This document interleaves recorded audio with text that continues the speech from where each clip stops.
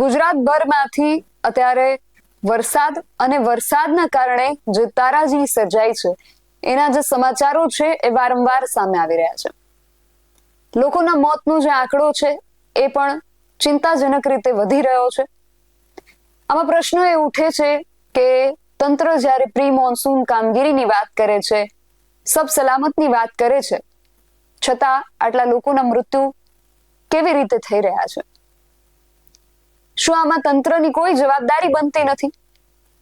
આવા પ્રશ્ન એટલા માટે ઉઠે કારણ કે લોકોના મોત થઈ રહ્યા છે અને અન્ય જે લોકો છે પ્રશ્ન પૂછી રહ્યા છે કે હજુ કેટલા લોકોના ભોગ લેવાશે.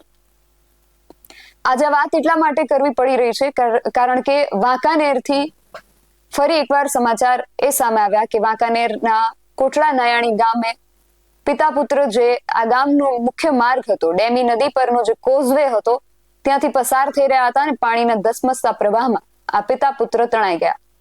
પિતાનો મૃતદેહ મળી ગયો અને પુત્રની શોધખોળ હજુ પણ ચાલી રહી છે. પરંતુ પ્રશ્ન એ ઉઠે છે કે ગ્રામજનોની વારંવાર રજૂઆતો છતાં કે અહીંયા પુલ બનાવી દેવામાં આવે એવી રજૂઆતો છતાં તંત્રએ શા માટે એમની આ રજૂઆતોને કાને ન ધરી? આ બાબતને લઈને જ્યારે અમે રાજકોટના સાંસદ પરસોત્તમ રૂપાલા સાથે વાત કરી ત્યારે એમણે આ વિષયને લઈને શું કહ્યું છે તેના વિશે વિગતે વાત કરીએ આ અહેવાલમાં. જય હિન્દ BSI ન્યૂઝ પર આપની સાથે હું છું નિધિ ગઢવી. એક તરફ સંસદ ભવનની અંદર ચોમાસું સત્ર ચાલી રહ્યું છે અને ચોમાસાના કારણે ગુજરાતની અંદર જે તારાજી સર્જાઈ છે એને લઈને ઘણા બધા પ્રશ્નો ઉઠી રહ્યા છે. સરકાર સતત પ્રયાસો કરી રહી છે કે વરસાદના કારણે જાનહાનિનું નુકસાન લોકોને ન પહોંચે, પરંતુ છતાં વરસાદે જે તારાજી સર્જી છે એના કારણે જાનમાલના નુકસાન પણ વારંવાર સમાચારો સામે આવી રહ્યા છે. અને જે રીતે મેં અગાઉ વાત કરી કે વાંકાનેરના કોટડા નાયાણી જે ગામ છે ત્યાં આ પ્રકારે જે દુર્ઘટના બની અને આ દુર્ઘટનાને લઈને જ્યારે અમે સાંસદ પરસોત્તમ રૂપાલા સાથે વાત કરી ત્યારે તેમણે શું કહ્યું સૌથી પહેલા એ સાંભળીએ, પછી આગળ વાત કરીએ.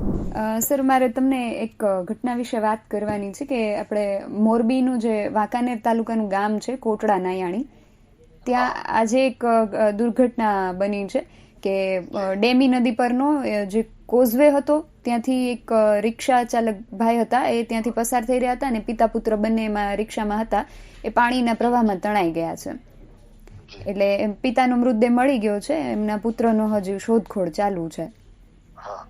તો આ જે ગામ છે, ગામના જે લોકો છે ઘણા સમયથી ત્યાં પુલ બનાવવાની રજૂઆત કરતા હતા, પણ પુલ હજુ સુધી બની નથી શક્યો અને અત્યારે હવે આ દુર્ઘટના ત્યાં જ બની છે.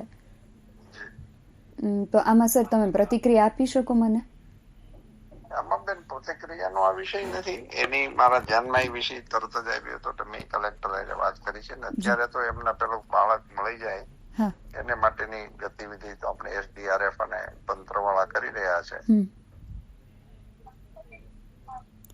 એટલે એમની રહી સુવિધાનો વિષય છે એ આપણું પૂરું થાય પછી એમાં શું થઈ શકે એમ છે માટે મહેનત. એટલે સર, આ ગ્રામજનો છે ને છેલ્લા ઘણા વર્ષોથી એ લોકો પુલ બનાવવાની રજૂઆત કરતા હતા, પણ તંત્રમાં ક્યારેય આ બાબતે કોઈ કામગીરી થઈ જ નથી. અને હવે દુર્ઘટના બની પછી કામગીરી થાય તો પિતા પુત્ર એક બે નો તો હવે પુત્ર ક્યારે મળે છે કે શું છે ખ્યાલ નથી, એકનો તો ભોગ લેવાઈ ગયો. તો હવે ગ્રામજનો પણ પૂછી રહ્યા છે કે હજુ કેટલાનો ભોગ લેવાશે એમ. સ્વાભાવિક છે બેન કે આવી ઘટનાઓ બને એટલે લોકોમાં સ્વાભાવિક છે કે આક્રોશ હોય, એ બાબત કઈ જરૂર નથી. પણ અત્યારે એની ક્યારે થશે ને કેમ થશે ને એની ચર્ચામાં અત્યારે કઈ કહેવાથી બહુ ફાયદો નથી. ચોક્કસથી સર, પણ અત્યારે પ્રશ્ન એ છે કે હવે પાણી પછી પાળ બાંધવાનું શું મતલબ? હવે આ દુર્ઘટના થઈ ગઈ પછી હવે આગળ પગલાં લેવાશે, હવે પુલ બનશે, એનું આ અર્થ વિહોણી વાત લાગે સર.